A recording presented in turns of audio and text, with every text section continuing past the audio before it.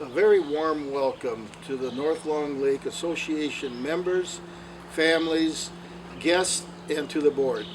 Welcome to 2020 annual meeting. As you know, we had to cancel our regular annual meeting and picnic due to the COVID-19 virus. Your safety is very important to us. However, the board felt we needed to still connect with you, and we're going to use this video as our best option.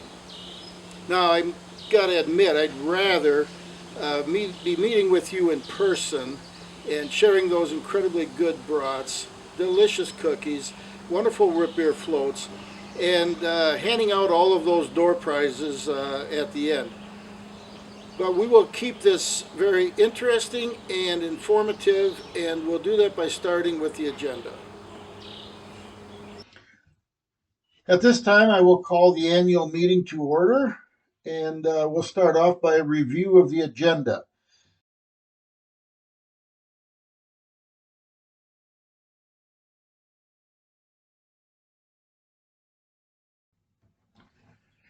Before we get started on the agenda, I want to show you the last slide from last year called our donations in 2019.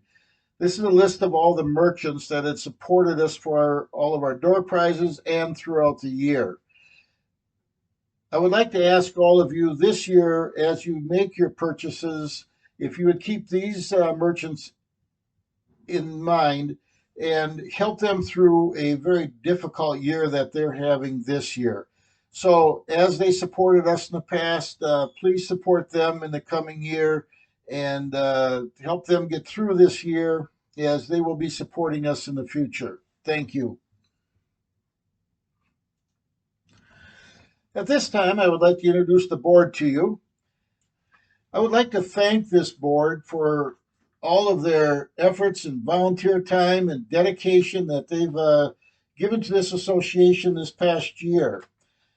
We take for granted an awful lot of the activity that takes place, and it just takes a tremendous amount of hours and time and effort on the part of many people to have an organization like this run as successful as it has.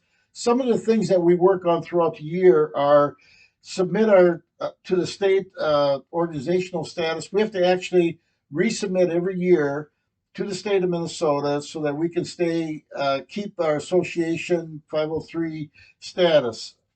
We also have to submit to the IRS for nonprofit as a nonprofit organization and maintain our nonprofit status each year. And these aren't just simple phone calls; they're forms to fill out and so forth, and it's quite a bit of effort. We send out monthly communications to all of the members.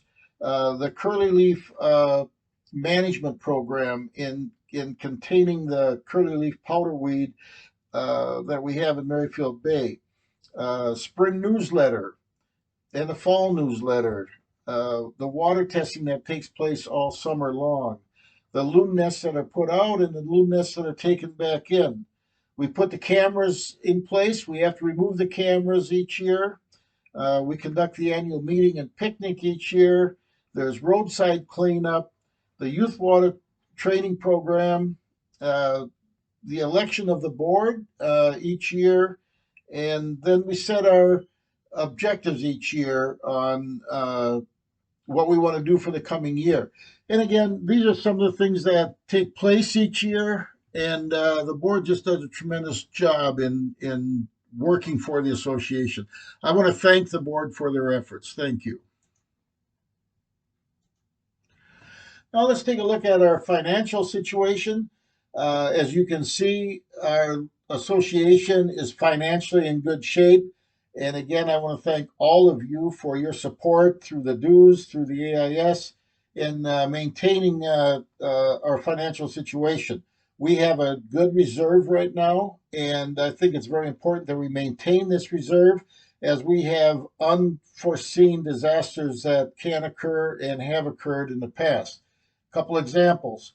A few years ago, we had the big bog that broke loose, and as all of you know, it took an awful lot of effort and a lot of resources of money to put that bog back, stake it down, and hopefully keep it so that it regrows back in place.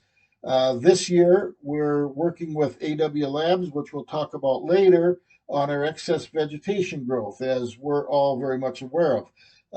And I'll talk more about that later. So, as we have these things that come up each year, we do need the resources, financial resources, so that we can actually put action plans against them and keep them from either hurting our lake or keep them from at least being a problem for the lake itself.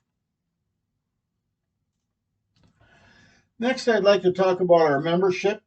The last few years, we've put on quite a membership drive, and we now have over 400 members in the association. There's a little over 600 property owners. Our goal is to have all of the property owners as members. And again, I want to thank you for your support financially, but also having a lot of members also gives us a great voice with outside entities. It gives us a great voice with state legislators as they put together laws and regulations that either could be good for us or maybe not so good for us.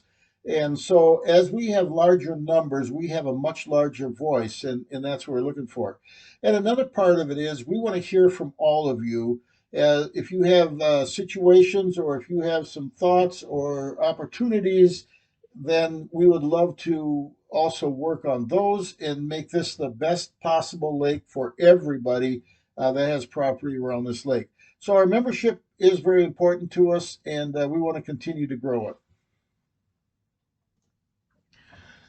Okay, I mentioned just a little bit ago about one of the projects we're working on this year. In the past couple of years, we have noticed a huge increase in vegetation growth around the lake and particularly in Merrifield Bay, and particularly in that north central to northeast side of Merrifield Bay. We've contracted with AW Labs and Research to come and conduct a lot of investigation as to what the causes would be for this excessive growth. They will be water testing.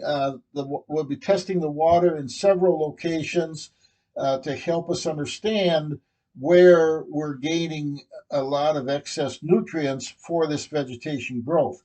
As we know, vegetation needs water and food, nutrients. And part of the nutrient piece of it is phosphorus and nitrogen.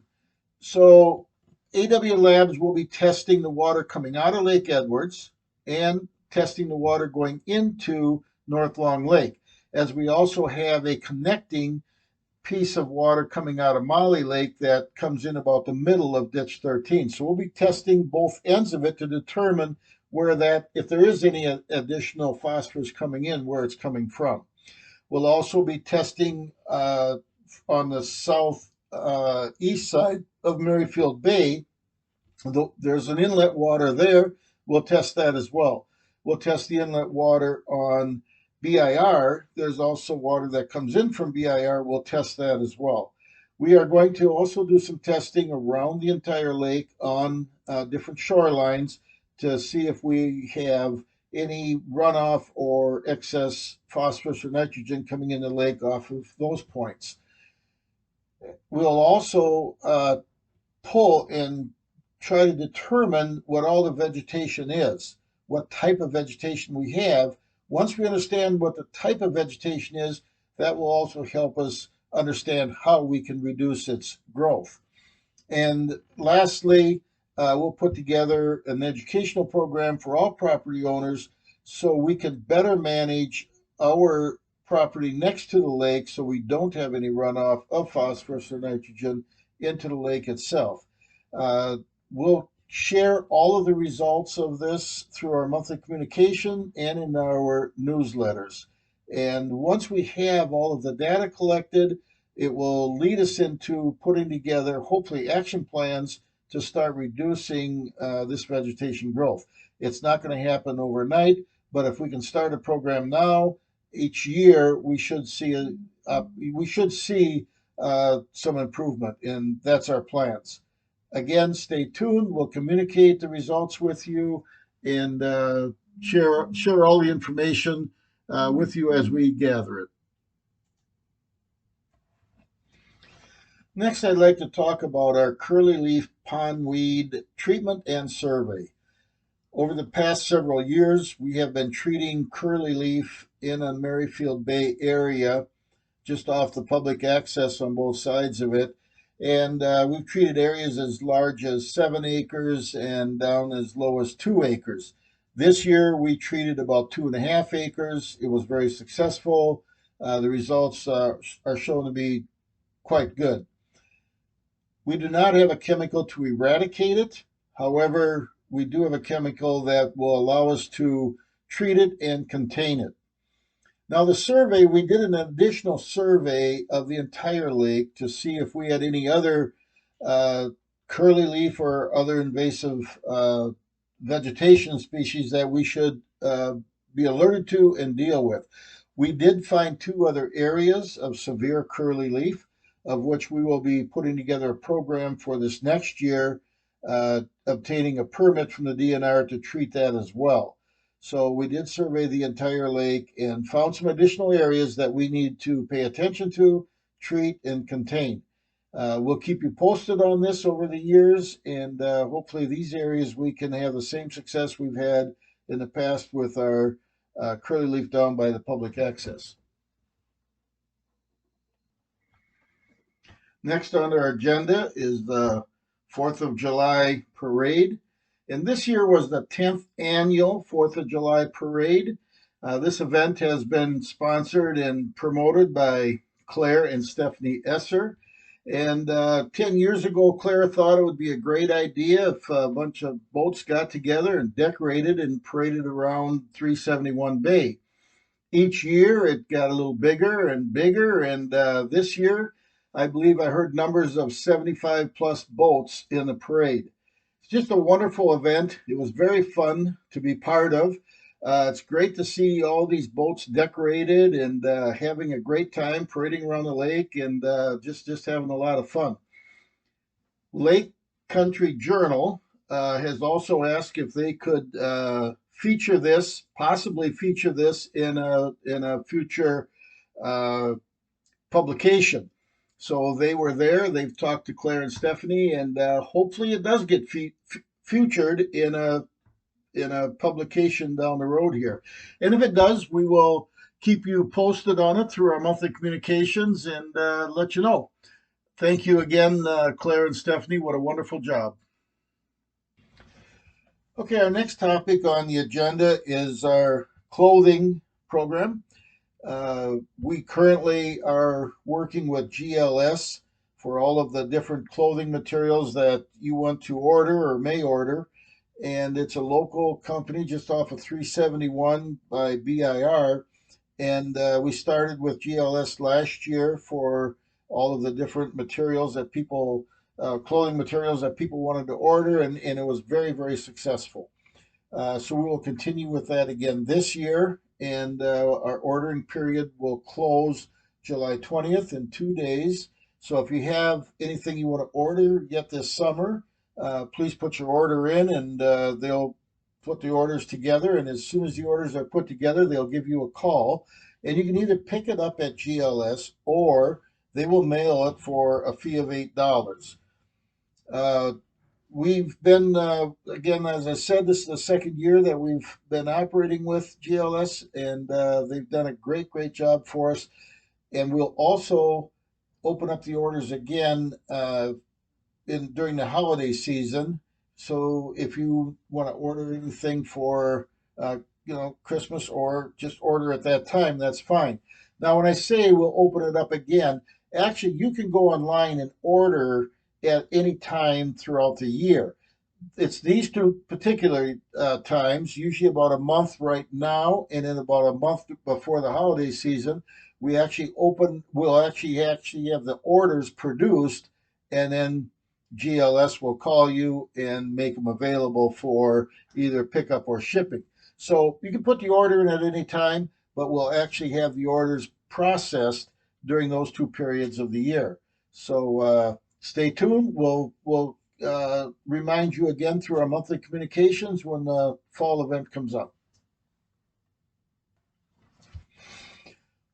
One of the new activities for the association has been the youth boat safety training. 2 years ago, we started the program, and we work with the local sheriff's department and the DNR to provide the youth for their training, for their boat safety training.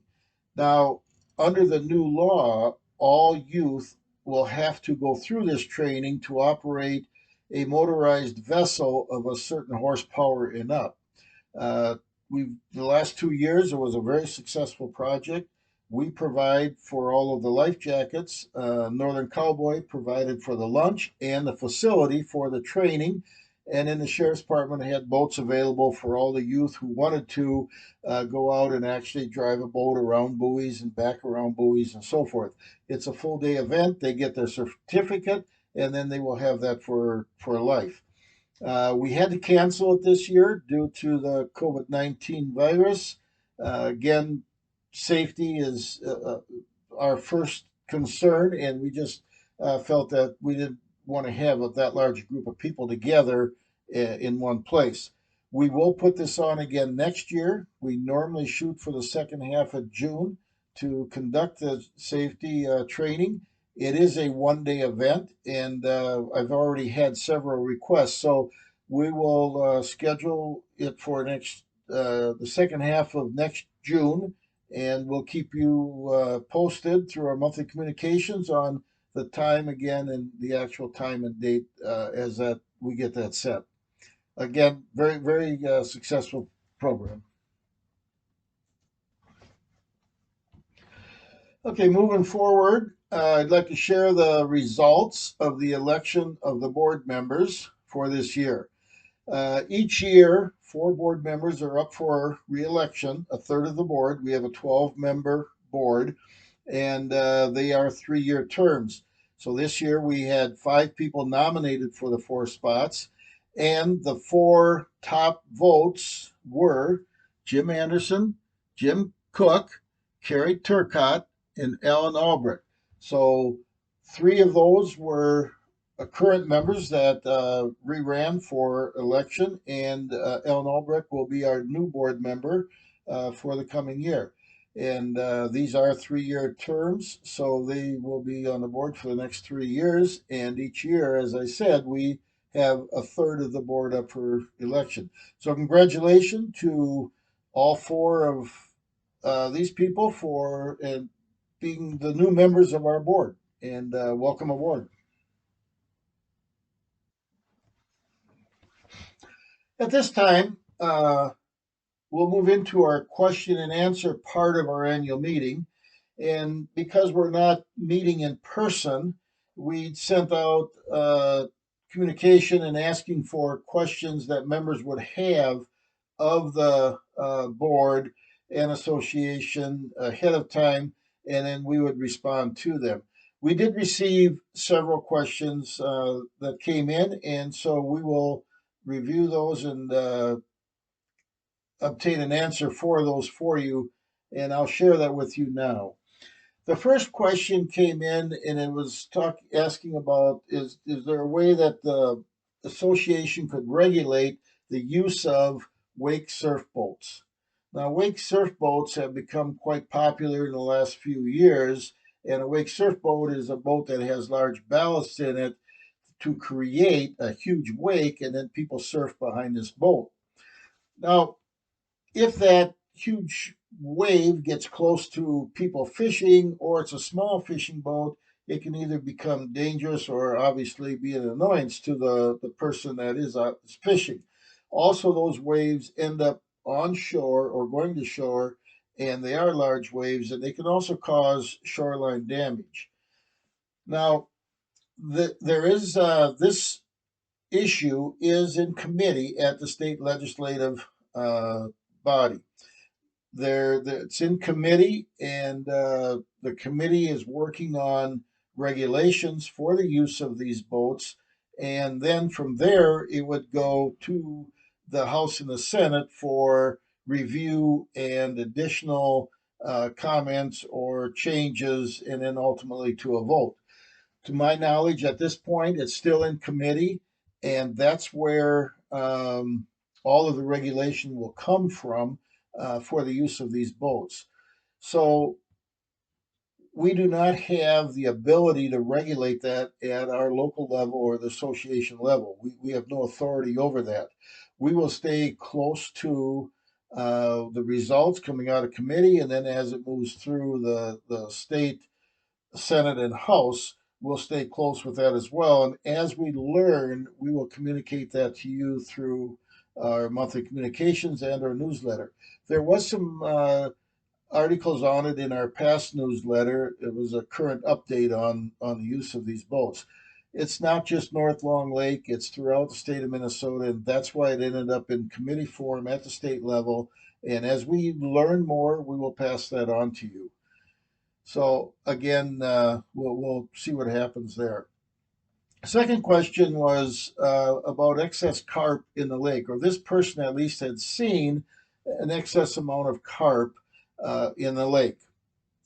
Now, the DNR will actually survey all the different types of fish in our lake every several years, and they actually come out and do several nettings to see what type of fish we have, what are the you know numbers of fish, and is there an imbalance and not a balance on any particular species of fish. And so I will actually ask the DNR what the results were on carp during their last survey, and see if it's in balance or out of balance. If it's out of balance, then we can also ask them, is there anything we can do to bring it back in balance? And we'll see what the results are from that. So again, I don't know the answer to that today, but we will follow up with the DNR to find out if they've seen an excess amount of carp in the lake, and if they have, is there something we can do then to bring it back in balance? And we'll get that back to you through our communications as well. The next question was about banning or limiting the amount of tournament fishing on our lake. And we do have a lot of tournament fishing on the lake. There's times we have a couple tournaments per week. We have large tournaments, we have small tournaments, and that throughout the entire summer. The tournaments have to get permits from the DNR and the sheriff's department, depending again on number of boats and so forth. And so we have no regulation as an association over tournaments on the lake, fishing tournaments. However, we do have the ability to voice our concerns and issues with the both the Department of DNR and the Sheriff's Department. And to give you an example, this past few weeks we had a very large tournament, 30 plus boats on the lake. We passed on to the Sheriff's Department requesting having a deputy on the lake, of which there was, and we also passed it on to the DNR requesting that they would have representation on the lake, and they did. And so we can do that, but we cannot limit or ban fishing tournaments on the lake. We can work with our local agencies for the control of those, but we can't ban them or limit them. And we will continue to do that as we see large tournaments, or if there's a lot of tournaments, we'll work with our local agencies, and hopefully we're able to control what happens on the lake. Okay, the next question was channel markers. Could we put channel markers from the big lake to the 371 bay so that boats that are going either from the big lake into the bay or the bay into the big lake would have to follow through a channel of buoys? And the reason for this question is that because the water levels were so low that there were boats and people almost lined up across the entire opening of the bay, and it was extremely dangerous for boats traveling back and forth. And we saw this on the 4th of July. I personally saw this myself, and so we will pass that on again to the Sheriff's Department through the Water Patrol people who control that. I know in the past years when we had low levels of water like we have this year, they actually had put a channel of buoys where boats were supposed to follow through that channel uh, for passage between the two, either the bay into the lake or lake into the bay, and therefore the people were not supposed to be into that channel. And the issue that the water patrol had at that time was is people stealing the buoys. The buoys would end up being gone, or a good portion of them were end up stolen, and so the channel mark where the channels were would disappear. And they ultimately just did stop replacing buoys and removed them totally. Uh, we can go back to, and we will go back to the sheriff's department and water patrol division and ask them what their thoughts are, and if they would put some buoys back out, or if they don't, what the rationale is, and come back and share it with you. Because it is a very dangerous situation when you have a lot of people expanding all the way across through that opening, and then you got boats at, you know, sometimes at higher speeds traveling through there. So we will pass that on. We will work with our local agencies. Again, the authority on that comes from the Water Patrol through the Sheriff's Department. They have the authority, and we don't. But again, we can voice our opinion there, of which we will. The last question is similar, and it was pertaining to, can we put no wake zones going into both channels? Again, as boats travel through these, and again, I know during holiday periods and so forth, we have a lot of boat traffic, and as they go through these, sometimes at high speeds, creates quite a bit of wave action onto the shorelines. We will again pass this on to the Water Patrol through the Sheriff's Department, which it's their authority and only their authority to put out no wake zones into these channels or any other part of the lake. They are the authority on it. So we will pass this on to them. We'll ask them what their thoughts are, if they feel they are needed or not needed, and what their rationale is, and we will pass that on to you through our communications again each month and through our newsletters. All very, very good questions. Thank you for these questions. I wish I could give you definite answers right here and now today. However, I can't do that, as we have to work through other entities to get the answer to these questions. And again, with a lot of voice here, we can usually have a pretty good negotiation with them. So stay tuned. I will get the information back to you as we get the information ourselves. Thank you. Great questions, and we'll move on with the rest of our program. This concludes our annual meeting. Thank you for viewing and being part of our annual meeting this year. So enjoy the rest of the summer, either on the lake or elsewhere, wherever it takes you. And we will continue to communicate with you on a monthly basis on all of the activities that the board's involved in, and as well as if anything new comes up. If you have any further questions or concerns, you can either contact myself or any board member, or you can submit them to our website. Following this, there will be a 5-minute slideshow, and this will conclude our annual meeting. The meeting is adjourned.